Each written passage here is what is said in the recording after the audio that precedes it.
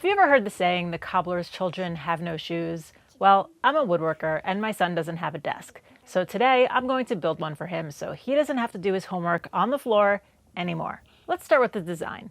I was inspired by this marble desk from CB2. It's a very clean and simple design with some open shelves. So based off that, I drew up something a little more functional and manly that would match his room better in SketchUp. And I played around with a few variations until I landed on one that both me and my son liked. The left side has open shelves like the marble desk. Then I added another shelf under the top that will create more storage, and I put a row of drawers on the right-hand side. The drawers are supported by these small little standoffs that mimic the long leg on the left side. It's clean, simple, and modern, just like he wanted, so I got to work. The bed I built for him was a gray stained ash with walnut accents, so this desk will be the opposite. It will be mostly made of walnut with some gray ash mixed in. Regarding material, I debated for a while on what to use. Since everything is just straight lines and 3/4 inches thick, I could have just used plywood. I even considered making my own walnut veneer, but I settled on hardwood because, well, it's beautiful. All this milling and hundreds of glue ups you're about to see could have been avoided if I did that. So I'll put an option to use plywood in the plans if you're interested in making this build a whole lot easier.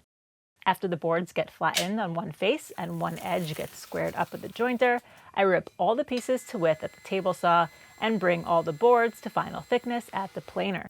Then I spend way too long looking at all the sides of each board to figure out which piece will go where.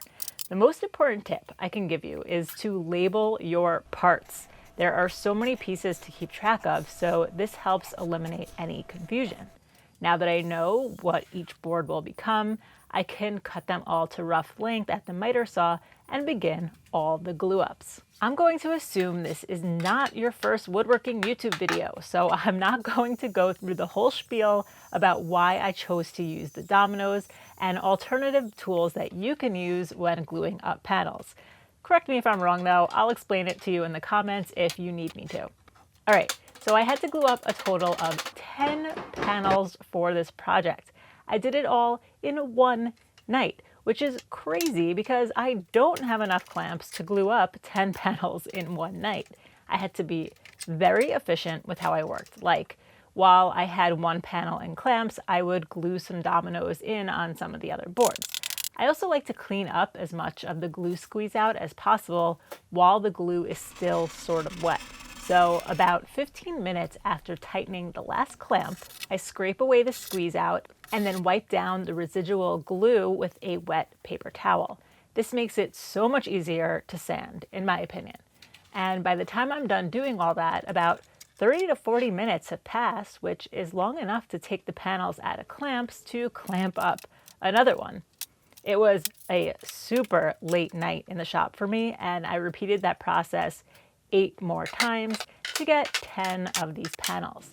In case you were wondering, it was not easy. I was exhausted, and this was the state of my shop when I walked in the next day. Like I mentioned, I try to get all the glue squeeze out off, but sometimes I miss a spot or two, which is easy to clean up with a paint scraper, and I could work on getting all those panels to their final dimensions. When I did the initial milling process, I made each board slightly wider than I actually needed for the full width panel.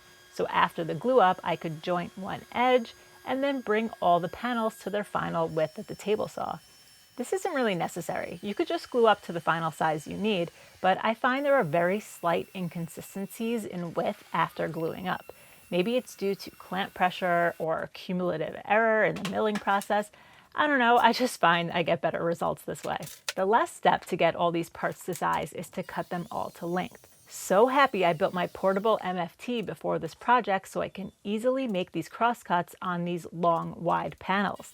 The rail hinge on the track saw definitely made this process super quick and accurate. For the most part, I was following my SketchUp drawing to get all these dimensions, but after making a few cuts, I find it's more accurate to use parts that I already cut to get the dimensions for the next parts. Like for the open shelves, I laid the long middle shelf on top of the top, put a cutoff from the leg at the end, and measured the leftover distance to the end.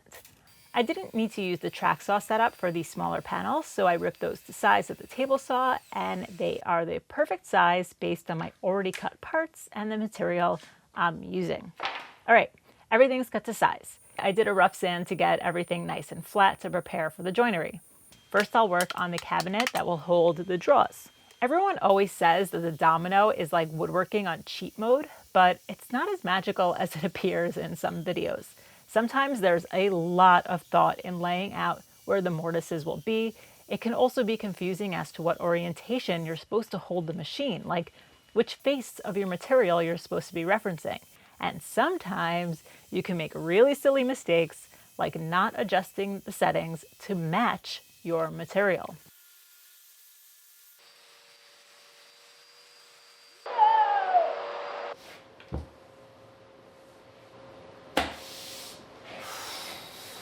I forgot to change the setting in the domino depth. And it went all the way through. I'll have to fix it with a patch. This is such an annoying mistake, but like most things in woodworking, it's fixable. I cut a little strip of walnut and tried to match the grain as best I could, then double stick taped some scraps around that patch piece. I then used a template bit in my trim router to clear out most of the waste, going a little bit shallower than the thickness of my patch. I used a very small radius bit so the corners are super quick to square up and the patch gets glued and clamped in place. Repeat the same process on the second mistake. Once dry, I used a flush trim saw to cut off the excess and plane them down to be almost flush with the panel. A quick little sand and no one but a woodworker will be able to notice I ever made that silly mistake. I was hoping the holes I cut in my bench would be a reminder for me to always check the depth setting, but then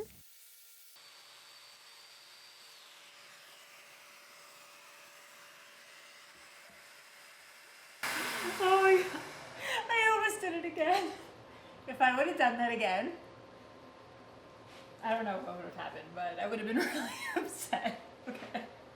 I avoided that one, and I thought I was free and clear from making more silly depth setting mistakes, so I plowed ahead with making the mortises on the side panels for the shelves, and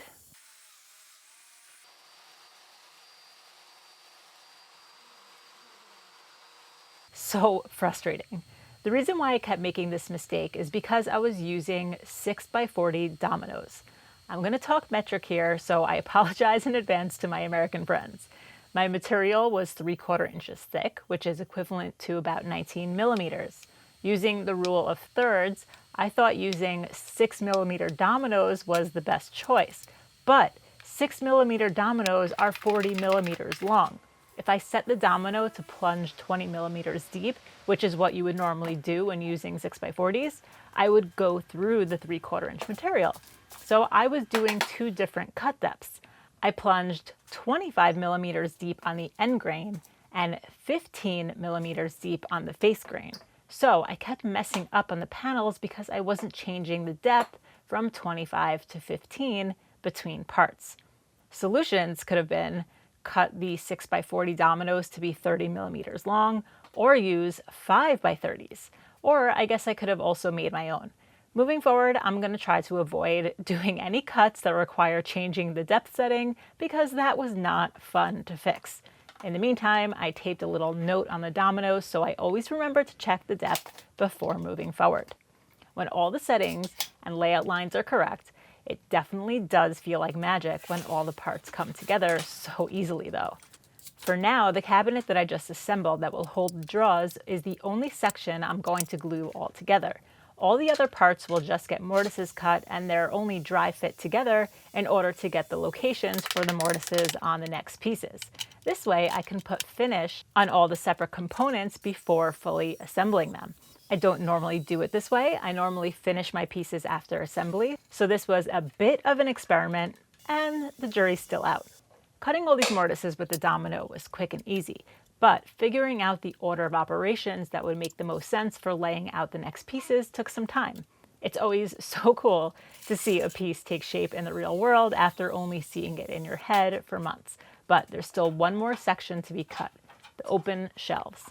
As per my design, there's a panel on the back of the open shelves that's made of the gray stained ash to match the bed in my son's room. So let's rewind to 3 days earlier when I actually prepared that panel. And while I was doing that, I also prepared the drawer fronts that are made of the same material and will have the same finish. With the drawer cabinet glued up, I could get an accurate measurement for these even before I build the drawers. Once again, the MFT table came in handy here to square up one end, and I can also use the extension fence with a stop lock to cut them all to the correct size. I chose to make the grain going up and down instead of side to side on these drawers because the grain on my son's bed is going vertical as well, so I thought it would match better. These drawer faces are going to have an integrated drawer pull, which is basically just a cutout on the faces. I designed this draw pull jig that can swap plates for different designs and shapes. So I traced out that shape, rough cut it on the bandsaw, clamped the jig to the workpiece and the workbench using the built-in dovetail slots, and cleaned it up with a flush trim bit. Now I don't need the jig anymore. I could just use that first board as a template for the rest of them. I'm still working on some tweaks for this jig and designing more shapes, so let me know if you're interested in a 3D print file or if you'd be interested in the finished product. The reason why I prepared these ash drawer fronts and the back shelf panel so early on in the build is because the finishing process to get the gray color is a 3-step process that takes 3 days. After sanding to 220, I pop the grain with water to knock down any fuzzies because the first step is a water-based dye in this gray color, and I don't want any fuzzies popping up after I apply it. Since I'm applying the finish before gluing everything up, I need to tape off the areas that will be glued together because glue does not stick well to finished pieces of wood. On the video I made for my son's bed, I explain in full detail why this dye is needed to achieve the look of this finish. Basically, wood stain, or the wood wax which I'm going to use, does not penetrate into certain areas of the wood. So this dye acts as a base layer that will soak into those areas where stain doesn't, and it helps achieve a more even, deeper, richer color in the end. After the dye, a layer of Osmo Black wood wax goes on. You apply thinly and then wipe away the excess. This is a cool look on its own, and you can add another layer of black after 10 hours to make it a deeper color black. But my son didn't want black, he wanted gray. So the next day I added a layer of Osmo wood wax in gray, which creates this really cool gray color, in my opinion. Doing all this sanding and finishing on all these parts definitely feels like a workout. And when you work out, you need to supplement with electrolytes. Element is a powerful hydration drink that gives you exactly what your body needs to keep going. It has no sugar, no artificial junk, just high quality electrolytes like sodium, potassium, and magnesium. These key minerals help keep your muscles strong and keep your mind sharp, which is super important when you're in a workshop full of dangerous tools. Think about it. When you sweat, your body's losing water and sodium, so you need to replace both to prevent muscle cramps, headaches, and energy dips. Element is not like traditional sports drinks that are filled with sugar. It's a simple formula that will keep you energized without the crash.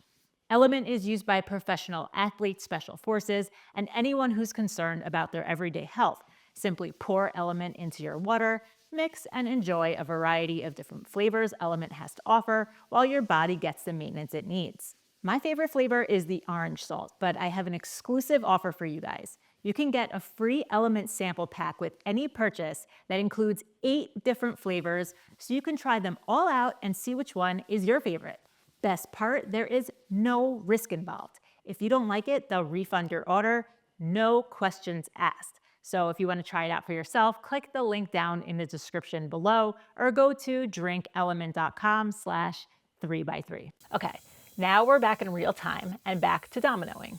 First, I get the mortise locations for the shelves on the back panel, and I thought it was cool that I could get the correct location for each shelf based on the one that was installed before it.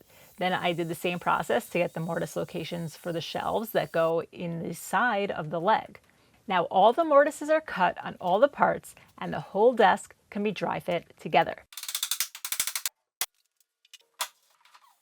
This way I could sand all the faces to be flush with each other, and I could sand all the edges, avoiding where the pieces will eventually meet when they'll be glued together. While dry fit, I also made a rabbet on the back of the cabinet that will hold the cabinet back. Here's me realizing that the bearing on the bottom of the rabbeting bit will interfere with the shelves that were already installed, and I'll need to do some extra work. In fact, I realized that these shelves didn't really need to extend all the way back at all, but it will be helpful when I install the slides later. A little chisel work on those areas where the rabbeting bit couldn't reach, and I could take the whole desk apart piece by piece to stand to my final grit and then start the finishing process. I like to use Osmo Pollux oil in the satin finish. You apply one coat thinly and rub off all the excess. Then you have to wait at least 10 hours to apply the second coat in the same way. All right, while those parts were curing between coats, I got to work on the drawers. I'm using 1/2-inch pre-finished plywood that I get from Woodworker Source. Sometimes they have a deal on this stuff, so I always check their website every month to check what sort of deal they have going on, and I like to stock up. Anyway, I rip all the draw parts to height, and this is the first time that I'm going to be using undermount slides, so I was a bit nervous. Getting the length of the sides is super simple. They're just as long as the slides, so 18 inches in my case. I cut them to length using the crosscut sled and a piece of wood clamped to the fence. The length of the fronts and backs was where it got a bit tricky for me. The instructions tell you to subtract 42 millimeters or some crazy fraction in imperial measurements, so I chose to just use the actual slides as a guide to get the measurement needed. Before cutting all my parts, I tested to make sure it was the right size, and it was, so I cut all the rest of the front and back pieces with the same setup as before. The instructions also stated that the groove for the draw bottom needs to be 1/2 inch up from the bottom. So I set the blade 1/2 inch away from the fence and did one cut on a small tester piece, then cut that groove on all the parts. I'll be using 1/4 inch plywood for the bottom. So I just had to nudge the fence slightly away from the blade a few times, testing on that small scrap tester until it fit the 1/4 inch plywood. Now I could run the rest of the pieces through to widen the groove. I find this is quicker than setting up a dado stack for 1/4 inch grooves, especially when it's not so many parts. The back of the draw will be cut shorter so I could slide the bottom panel in and also avoid making the cutouts that are required for undermount slides. But I regret cutting it off at this point because I will be once again using the domino to join all these parts together, and I decided to use the reference flaps on the domino instead of making layout lines, and cutting this part off kind of messed that up a bit. This whole process you're about to see was totally new to me. It was the first time I've ever used dominoes to make draws, the first time I've used dominoes in 1/2 inch thick material, which required the 4mm bit, and the first time that I used those reference flaps instead of marking. There are flaps that are built into the domino base that I could use on the side where the groove was, and that little black upright support attachment has another flap that could be used to make the mortise closer to the edge. So I just had to be aware of which side I was referencing when making these cuts and to lift out that flap for the correct side. Again, the domino can feel like magic, but you can also still mess up when you're using it. You have to be aware of which face you're referencing. I almost made a mistake here. The cuts on the ends of the front and back pieces need to be cut referencing the outside of the draw face, not the insides. Because all this material was the same width, I was able to use the flaps on the domino to make all these mortises in the exact same spot without doing any marking, which I thought was pretty cool. But remember, the back piece where I cut off the bottom, I couldn't use that edge as a reference anymore because it wasn't the same width as its mating piece. I thought I would have to mark them out the old-fashioned way, but realized I just needed a spacer to trick the domino into thinking the board was the same width as all the rest. Problem solved, time to assemble the draw. To be honest, I was pretty skeptical that the mortises made with the reference flaps built into the domino would be accurate on all the parts. But this draw assembly definitely felt a little magical when it all came together so easily and perfectly square. I've been really liking using a lock rabbet joint for my draws lately, but getting the length of the front and back pieces for the undermount slides was so critical.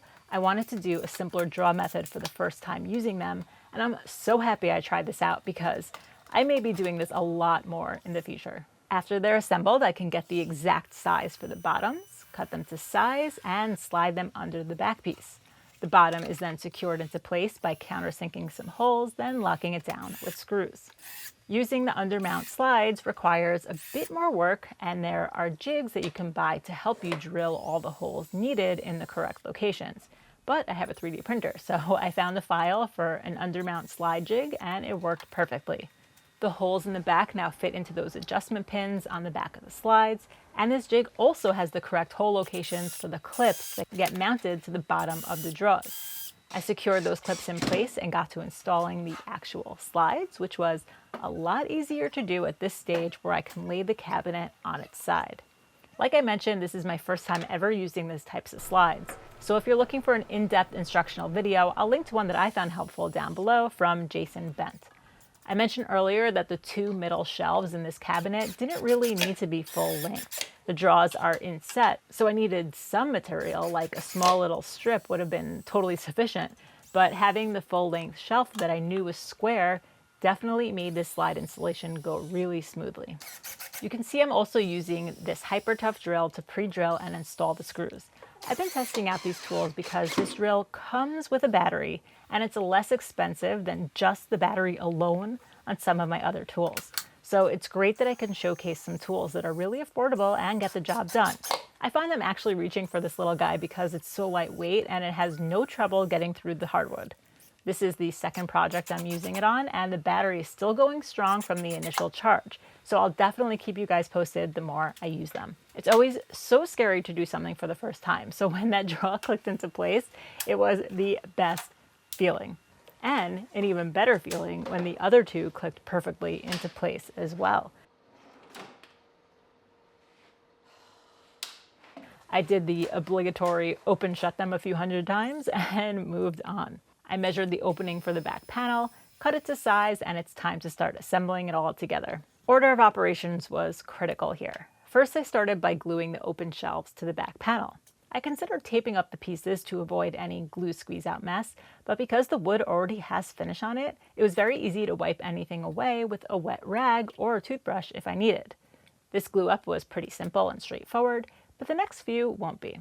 Those open shelves get glued to the side of the leg next, but I knew I needed a way to put pressure in the middle area of the shelves, so I made a caul from a 2x4 that has a hump in the middle with a hand plane. This is going to come in handy through the rest of these glue ups. The shelves snap into place, and I could put clamps on either end of each shelf, but the middle is hard to reach. That's where the caul comes in. If it was a straight board, the board would just bow up in the middle when clamped on the ends. But because I planed the board so there's a hump in the middle, there ends up being even pressure throughout the board when clamped. Now, I figured it would be easier to assemble the rest in my son's room so I didn't have to carry the whole desk upstairs. I started with gluing the long middle shelf to the top of the cabinet. I placed the two cabinet standoffs under the cabinet so it would be easy to place clamps under it, and used a scrap support to hold the shelf at the right height while I got the clamps in place. You can see here when clamped on either end, the middle section has a huge gap, but when I clamp the caul in place, it closes the gap right up. Since I only had a limited number of clamps, I just waited about 20 to 30 minutes between each glue up to work on the next one, which was to get both standoffs in place. The caul came in handy for the top standoff again, and after about 30 minutes, I attached the leg with the open shelves to the middle shelf. I had to double up my clamps to reach the span of the desk here, and some right angle blocks I made helped keep the leg square to the shelf. Last up, the top gets glued to the leg and the standoff, with the cauls helping put even pressure throughout the piece. Back in my shop, I pre-drilled holes in the draw fronts that will be used to hold the draw faces in place, then put the drawers in the cabinet. Installing draw faces on inset cabinets that have a cutout is a breeze. I just put a 16th inch spacer that I 3D printed on the shelf, put the draw face on top of that, centered it, and put a clamp through the cutout to hold it in place while I pulled the draw out, add another clamp, then screw it securely in place. Repeat on the other two draws. I planned on using a pin nailer to lock the back panel in place, but I wasn't in the mood to bring up my compressor, so I just taped it in place after applying glue, and it's done. I love this desk. I love how I took inspiration from the open shelves of that marble desk and created something completely unique that fits my son's room. I think it goes really well with his bed, but it's not too matchy-matchy. This was a fairly easy build, but there were definitely some challenges. I learned a ton about using the domino, and now I know how to install undermount draw slides. When I drilled through the boards with the domino, I was really upset with myself. But looking at the piece, you can't see that I made a mistake unless you go really super close, and I bet no one's gonna do that. The most important thing is that my son doesn't have to do his homework on the floor anymore, so I think he's the big winner here. Thanks so much for watching, and I'll see you on the next one. You like it? It's the best. I love it. What's your favorite part? I like how there's the shelves here. Oh, okay, what are you gonna put on them? I don't really figure it out. Okay, you have a lot of books. Maybe I'll put books on them. Go finish your homework. Get good grades. I will. Stay in school. No. Don't do drugs. Fine. Love you. Hello. I broke my arm.